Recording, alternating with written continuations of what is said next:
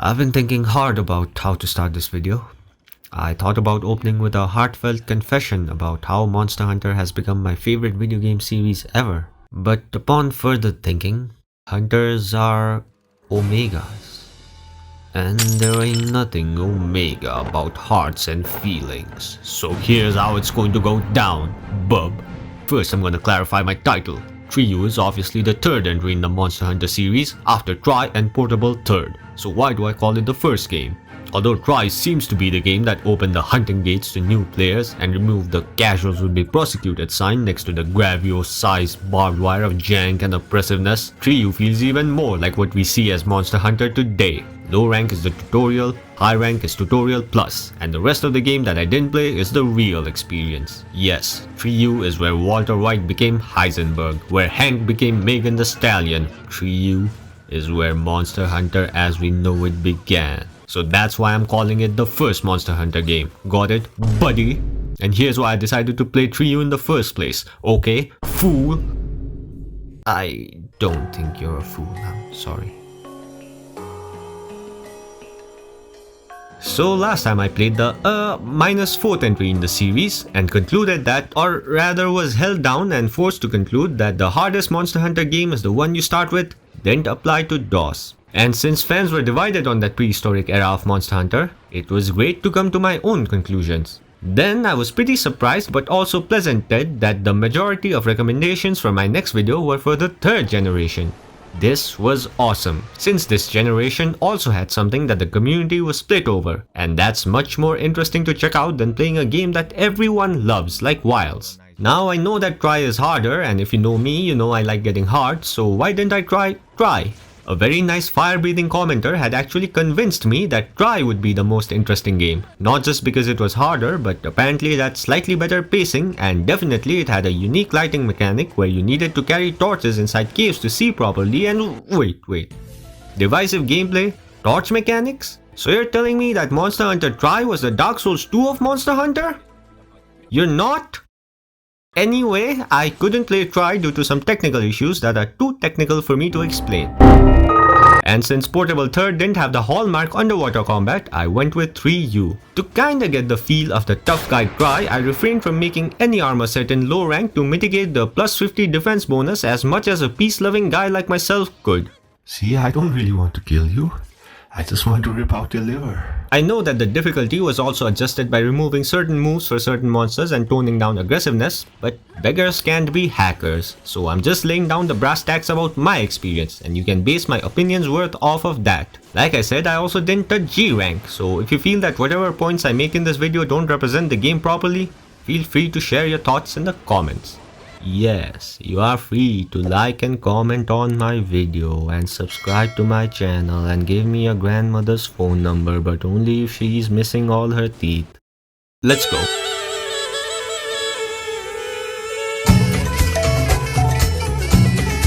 I know that water is the big new thing in this generation, but I wanna start slow, be gentle and I can't hold it in, friends. Monster Hunter is now fun.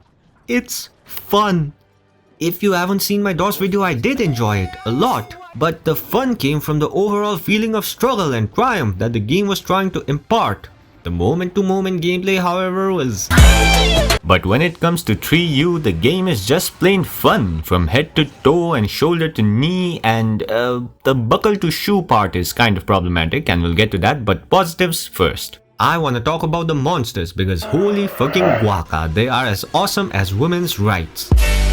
Difficulty, yeah sure, they're not very challenging. But Monster Hunter's mass appeal, the way I see it, is very similar to Pokemon. It's about getting us attached to these fictional monsters. We want to know more about their behavior and their ecology and make deranged art about the no, that's just Pokemon. But the common thing is that both series have figured out a cheat code of sorts that lets them get away with reusing content. When fans see Snogger in every game, they're like, instead of, I'm about to ride with this fool again. So although a challenging fight is one way to get us hooked on that sweet monster meth, 3U turns the difficulty down, but the personality, oh ho ho. Look at these guys. Bull, ram, camel, whatever hybrid that uses its tail like a flail to flail itself on my trail. Angry bear rabbit that looks like it will ruin the family gathering by beating its wife after drinking too much. Armadillo. Even though these guys are the weaker monsters in the game, I've got that G rank level love for them. And then we have the stronger monsters, who go from the adorable kind of charm to cool as a motherfucking cucumber. Speaking of cucumber, you have the introduction of the legendary Pickle Joe, who is alright. Moving on. The flagships are the biggest standouts in this sit-down of epicness.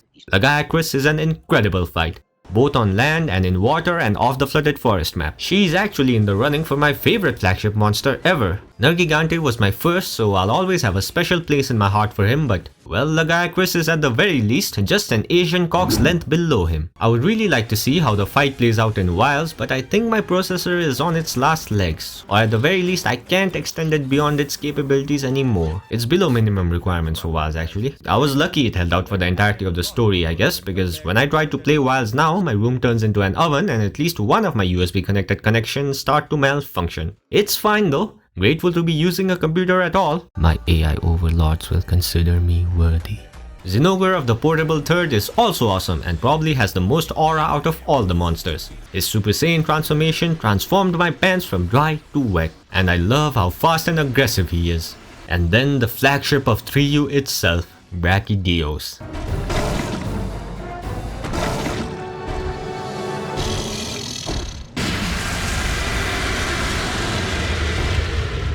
What can I say, Capcom?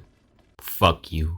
Only a little bit because the fight itself is good, but where is the build-up? The Argosy captain mentions once that a new violent monster has appeared that creates explosions, then after an urgent Rathalos quest, he says that Brachydios is available to fight. Where's the lore, the hype? Devil Joe gets more build-up than poor Brachy, and my boy doesn't even appear on the Western box cover. I understand that his design might have been a bit too much for audiences who are being exposed to Monster Hunter for the first time, but still, I feel disrespected on Brachydios' behalf. He was done dirtier than the dirty things I would do with his slime. Coming to the game itself, Brachydios is fantastic. The way he pivots around like a boxer with his boxing glove hands and boxes the floor with explosive schmegma is so characteristic, for lack of a better word. Spinal. The guy just has character.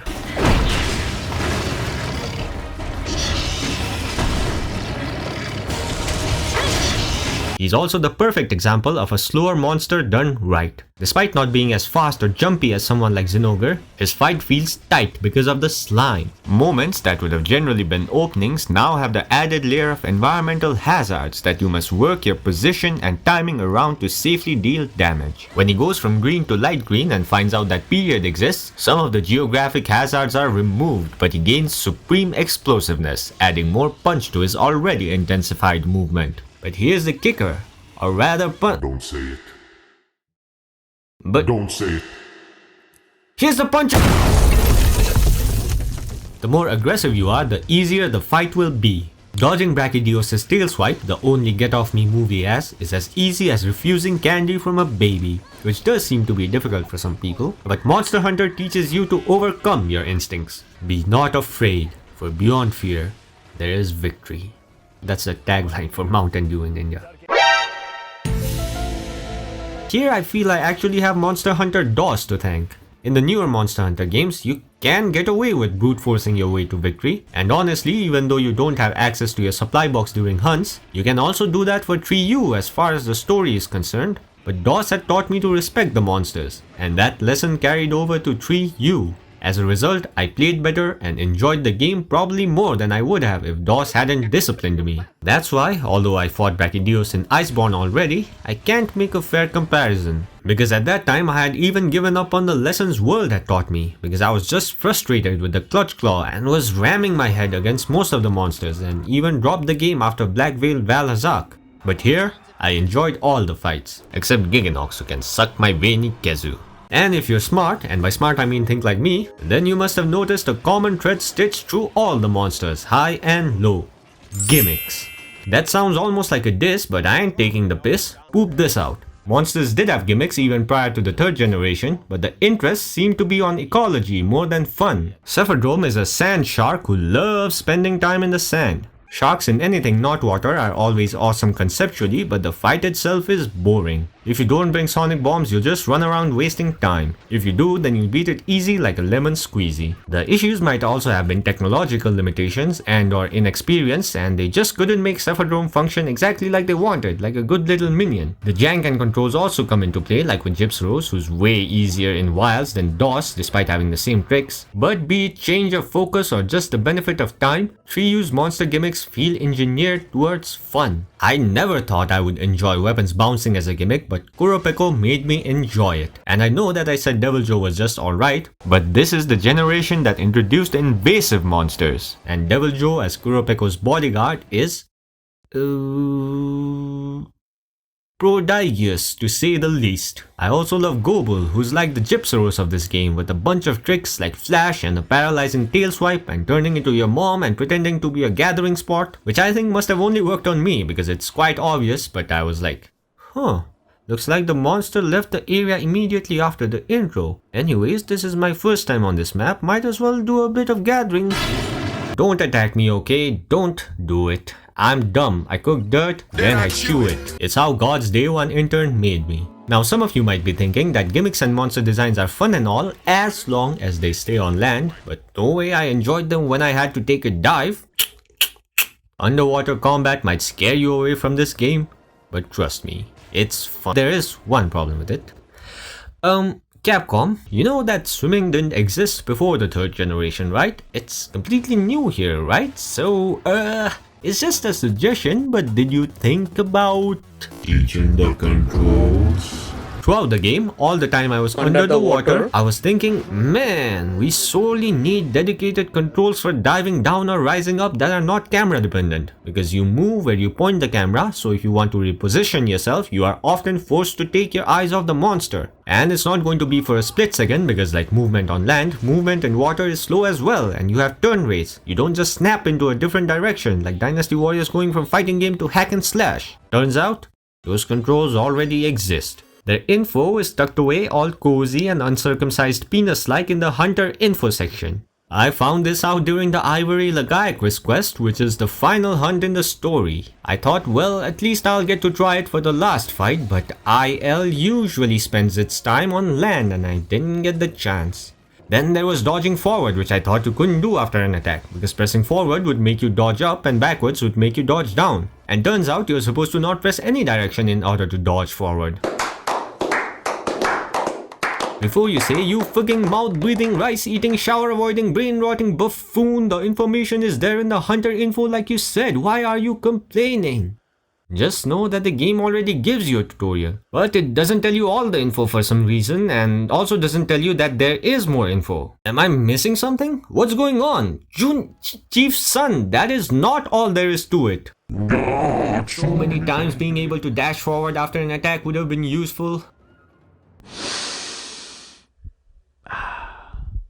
But I still enjoyed underwater combat, and that's a testament to how good the foundations are. So let's talk about that. The most solid foundation is just the monster quality. I mentioned already that the monsters are prodigious and that extends to the water sections. It's actually underwear destroying how good the monsters behave in the water when this is Capcom's first attempt at it. They have so much room and so many axes to maneuver in that it completely changes the dynamic of the hunt.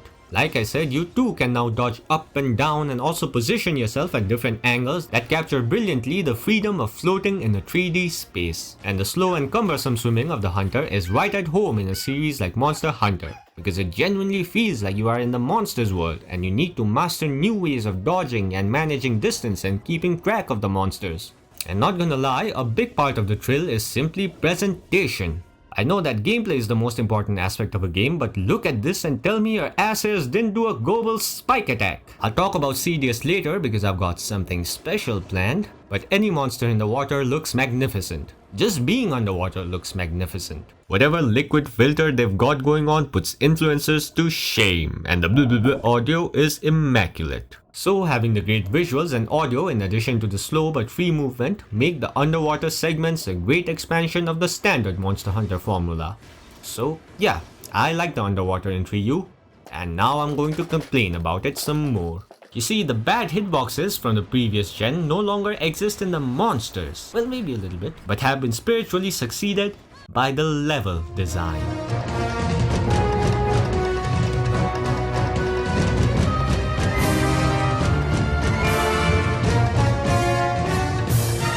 yeah, some of these borders just don't make sense. And yes, they're not hitboxes, I was joking a bit, the rocks can't hurt you, but they do indirectly hurt you. On land as well, but for some reason they are just mind-blowingly worse in the water. Look at me testing the waters, why is the existence box so far from the actual wall? Maybe they were worried about us looking weird swimming into the walls, but I cooked a mound of earth earlier and that type of shiz is always more acceptable than obtrusive gameplay. Speaking of obtrusive, I know I praised the presentation earlier, but it fails in one regard. When you're on the surface, it's Biggie Smallsderman levels of art to see and hear what's going on underwater. It's realistic, but not good for gameplay. In the deserted island map, these issues aren't a big deal because all the areas have ample space to maneuver in, but the areas in flooded forest and underwater ruin are tighter than my ass cheeks when my homie messages me good night.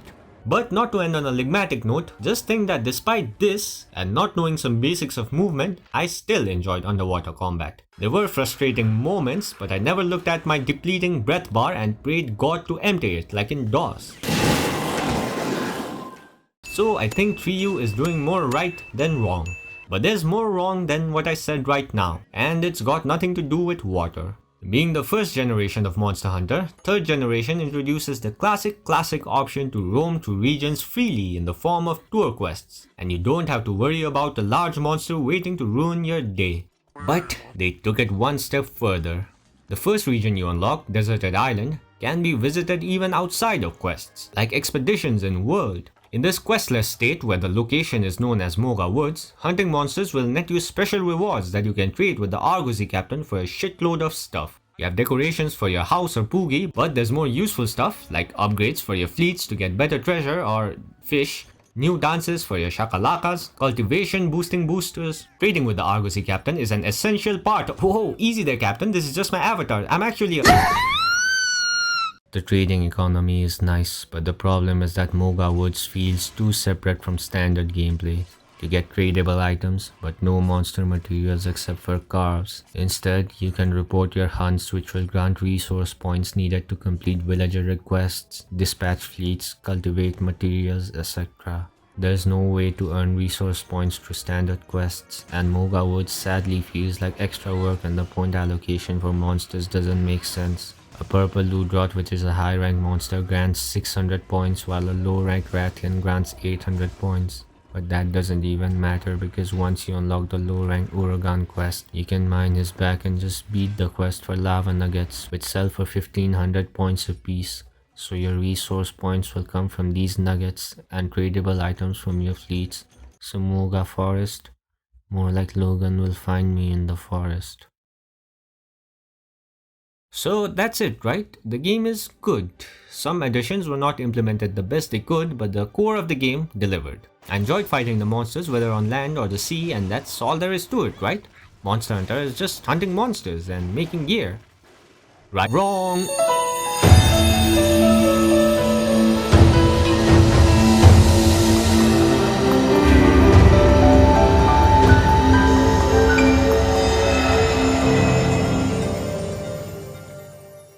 Most hunting fans say they don't care about the story in Monster Hunter except 4, but that's because they haven't played DOS. Short recap from my putting the argument to rest video, DOS doesn't have a typical story with twists or character development, but it does a fantastic job of immersing you into the fantasy of being a small hunter against big mother nature. Now the structure of Triyu is the same as DOS, you create a character and trigger warning for any conservatives. Yeah, I went with that. Look, I'm still a bro, okay? I swear I'm not an ally. I swear I didn't worship a stinky feet. I swear I didn't get pegged during the April of 2020. After creating a character, you arrive at a village looking to be their hunter, and I guess female was the right option. And just help out with the villagers' problems, which involve hunting monsters and gathering grip. But there are little things that differentiate DOS and Triyu. First is the tone. I already mentioned that Triyu upped the charm by a huge degree and a lot of fans love it for it. In fact, I've seen a decent number of people complain about World having cut ties with the goofy and vibrant tone of older games. Well, if by old they mean old but not the oldest, which I don't think they do, but let's go with it, they would be right, because the mickeying about seems to have begun with the third generation. Second gen had its bit of silliness, particularly with the felines, but it still took itself seriously when the stakes were high. Triyu doesn't.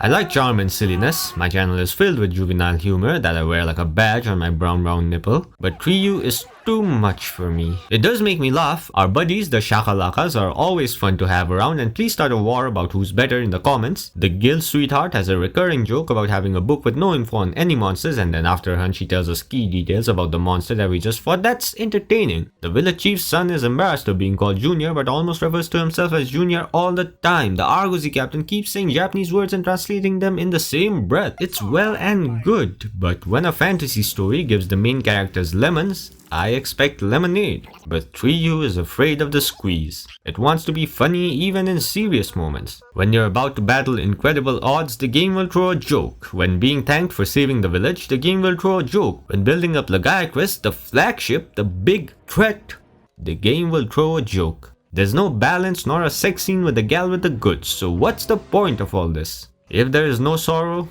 joy is just not the same. And when it comes to Lagiacrus, he suffers not just from the bukake of charm, but from pacing issues in the story as well. And well, since the story is mostly we need to take down Lagiacrus to save the village, most of the story suffers from pacing issues. Try might be better because it's harder, so maybe I'd have gone through the story more slowly, but Ryu is really easy and the quests flew by like the shot of Kayamba giving me a blowjob. Easy, easy. So when I finally unlocked the Lagiacrus quest after meeting him in early game and being told to run away, the thought that came to my mind was it really that long ago? Feels like I just saw him. And of course, right after telling us that Lagiacrus, the biggest threat to the village, is available to fight, the guild sweetheart makes a joke about our zip being open, which was... she made me laugh. She did. I wish she hadn't.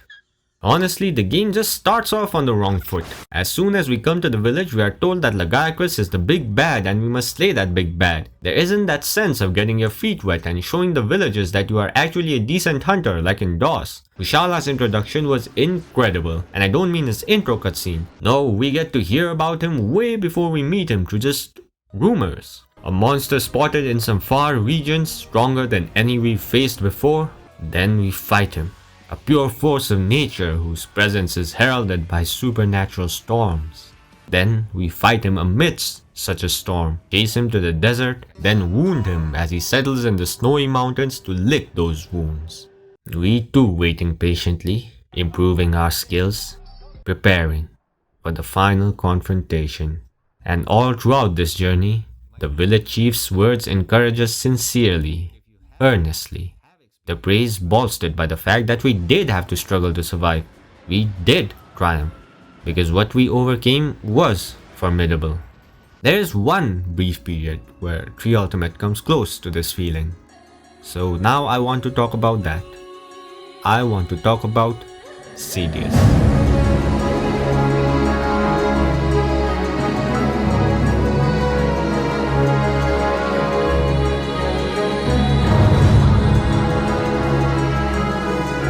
Like Lagiacrus, Ceadeus' build-up is also not that intriguing. Things are happening, the guild orders an evacuation, the villagers stay to support the hunter, the guild sweetheart lies to the guild that the village did evacuate, and all the while we're collecting materials to repair an ancient mask that lets the wearer breathe underwater and to create a new camp above the ruins where Ceadeus hangs out. The problem is, nothing really changes. They're the same picture. All the NPCs are in their usual spots with usual asses hanging out, offering their usual services or dialogues, and there isn't really a sense that things are getting serious. Until there is.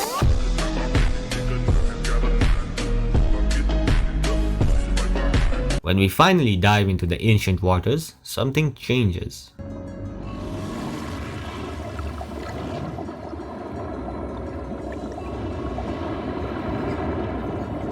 We don't get the usual exhilarating go smack that monster music.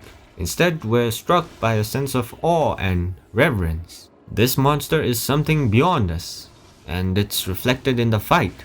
It doesn't really care about us, it's simply moving along and we're little more than an annoyance being flapped away by its fins or tail. Only when we keep wailing at it does it finally turn to face us. And even then, only briefly. Its focus is still to keep moving. To get it to take us seriously, to make it run to the final zone for the final confrontation, we must damage it enough just to prove that we are a threat, because the difference in our mere existence is that great.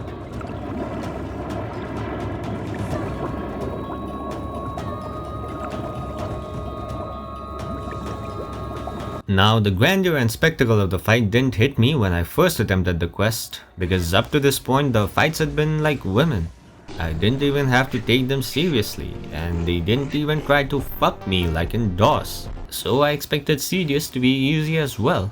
I was enjoying the music and atmosphere, but a piece was missing. The puzzle was solved, however, when I failed the quest. Again and again.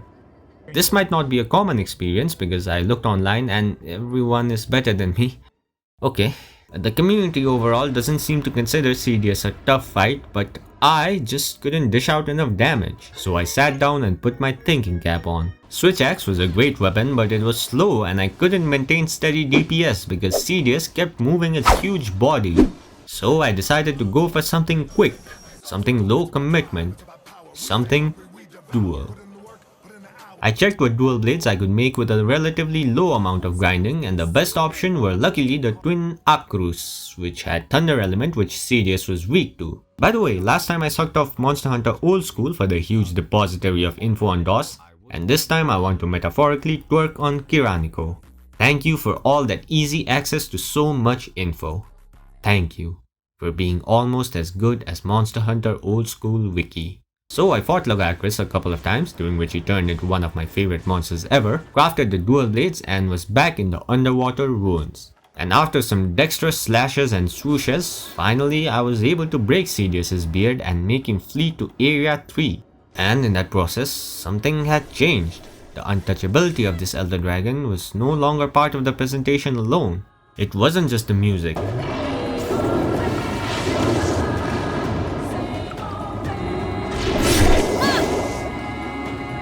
It wasn't just the mood. I had actually struggled to even make a dent on this big monster.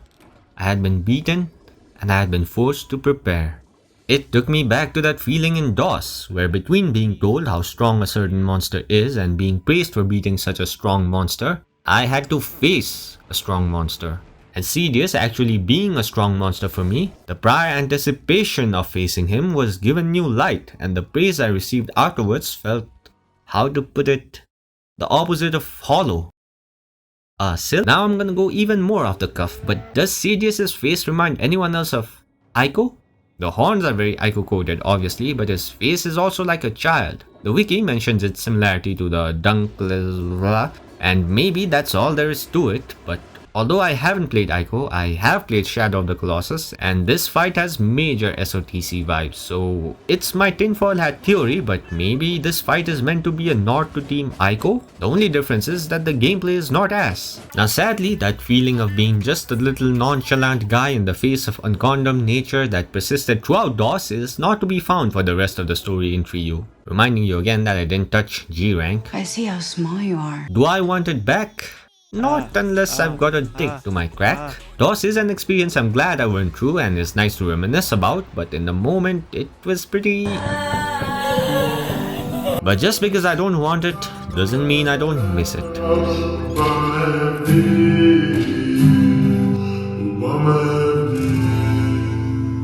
The start of Triu's high rank did get me hard, I'll give you that. I still roughly had the total defense of a low rank Jaggy armor, and Purple Ludrot chewed through it like dogs named Cupcake chew through a pregnant mother of 5. I definitely underestimated him, not bringing any materials for extra potions. So only after retrying with honeys and shiz was I able to beat him.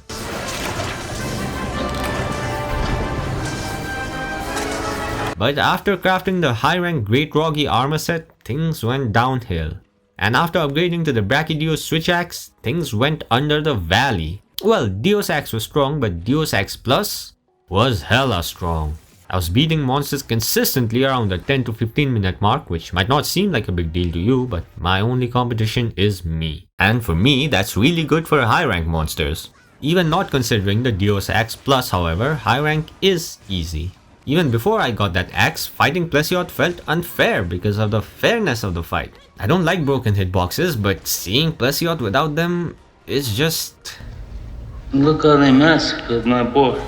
His moves in the water are awesome though. My old enemy, Bullfango, has also been neutered. This chump used to put some dirt in my eyes from halfway across the Milky Way, but now his aggro range has been gutted like a pig.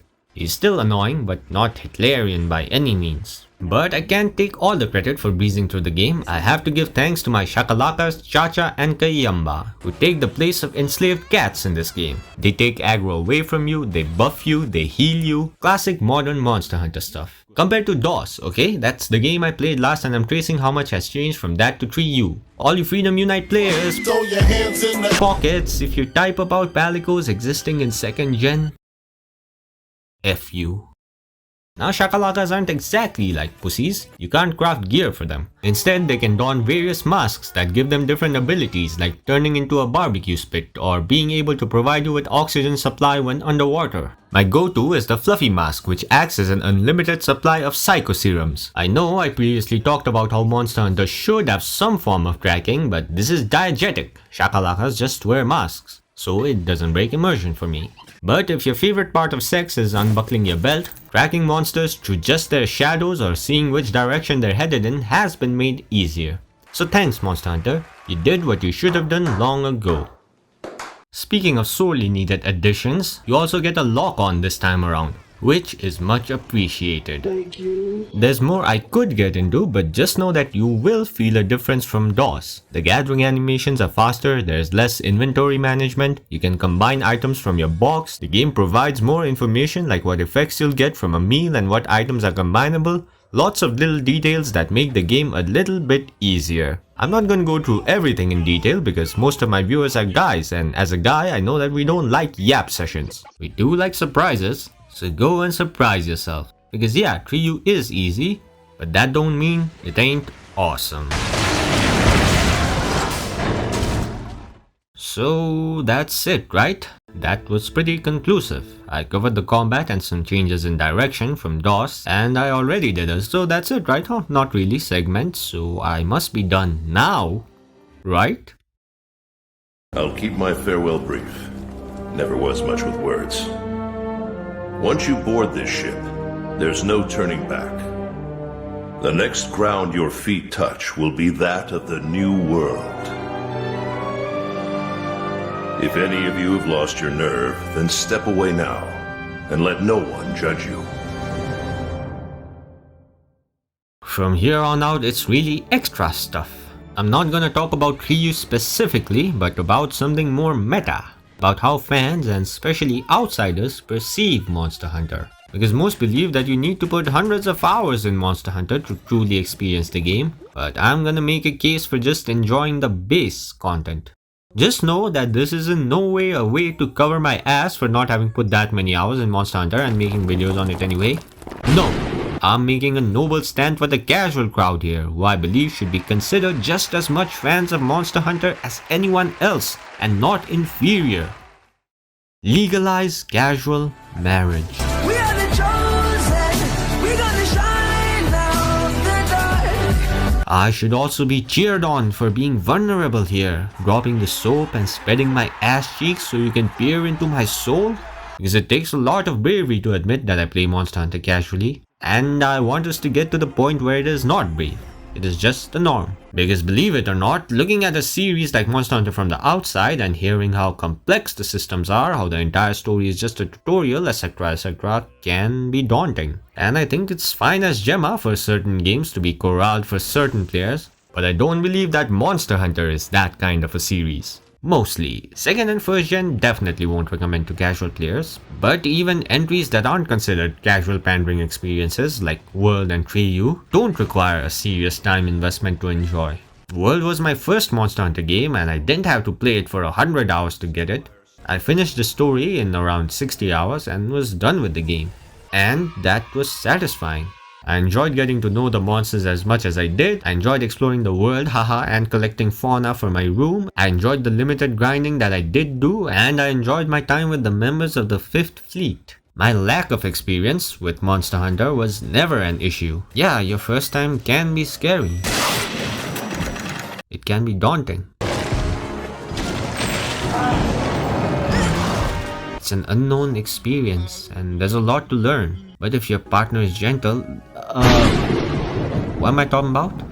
Yeah, I feel like a learning curve isn't a turn off when it's as gentle as in Monster Hunter World, or 3U for that matter. and it is gentler in world, but 3rd gen was the sign that priorities had shifted, that Monster Hunter wanted to welcome casual players. Now maybe you're thinking that I'm not a casual player, so even though I hadn't played any Monster Hunter games before, just playing a lot of different games in general made world easier for me than completely new gamers. Now it's kinda difficult to pinpoint the casualness of a player, but I'll just say that, yeah, I'd probably not recommend Monster Hunter as someone's first game, but if they've played even one action game or action RPG before, meaning that their hands are accustomed to that style of gameplay, then I don't think that Monster Hunter would be that big of a deal. People think of Monster Hunter like Dota or some shit, and it doesn't require that level of investment.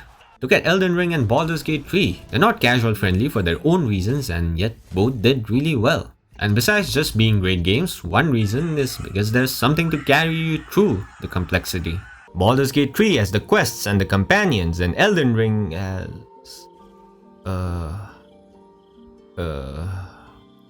Coming back to my Pokemon reference earlier, Monster Hunter has monsters. And if you can absolutely charm the heck out of new players with them, make them fall in love with the fantasy of the world, they'll have a great time.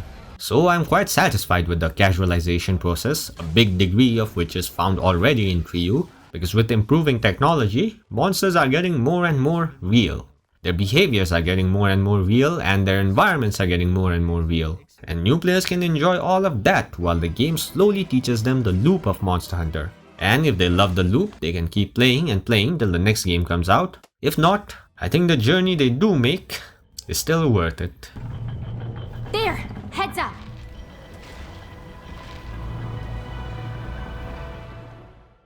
So if there's a point to this video, it's me coming out as a casual enjoyer of Monster Hunter. I'm making my positions clear. Like Speed doing a backflip, the attitude is good. Rosa Parks sat on that bus, and I stand with Capcom's decision to make the games easier. Are they doing it exactly how I like? No. I do think being able to aim attacks is too much because it reduces the necessity to know your attack strings, which ones go vertical, which ones horizontal, which ones straight, and I think it'd be best to just turn low rank and high rank into traditional easy and hard modes at this point. Not for me, but to satisfy players who see early game as a boring and easy slog because the stories are just not cutting it. But I am very against this sentiment that the first entries in the series define its spirit. I don't think 1st and 2nd gen Monster Hunters are the true representation of what Monster Hunter is or should be. Once a game is made, it's done. With the passage of time comes new ideas and technology that makes once impossible ideas possible. I don't discard my complaints about wires as it is or how it will turn out, but I make them on the game's own merits, not on how much it decided to stay true to the previous generations. Well, if they decide to turn Monster Hunter into a racing game or make some similar radical change, then I guess I'll join the grumpy veterans. Till then, I'll enjoy Monster Hunter for what it has become, a game that my processor can no longer handle. Thank you, and bye-bye. Hey guys, normal me here. The video is over, but there's some stuff I wanted to talk to you about. If there's someone with you in the room, maybe you could put on headphones or something if you hadn't already. It's kinda not even personal, but I don't know, the style of my content has been weighing on my shoulders a bit. I feel like I just couldn't make this video that funny, and the whole purpose of my channel was to just make jokes. It was actually kind of based around brain rot, just make stupid jokes so people can come and be entertained and not have to think about much. But with the longer videos, it's bound to go into analytical territory, and the reason why I did start making longer videos is because even my shorter videos, because of my editing style, they were taking a long time to make. So I thought, why not just take a longer time but make bigger videos? Because I don't know if it's just in my head, but I feel like the longer the videos a YouTube channel makes are, the more justifiable the gap between them is. That's just the vibes I get.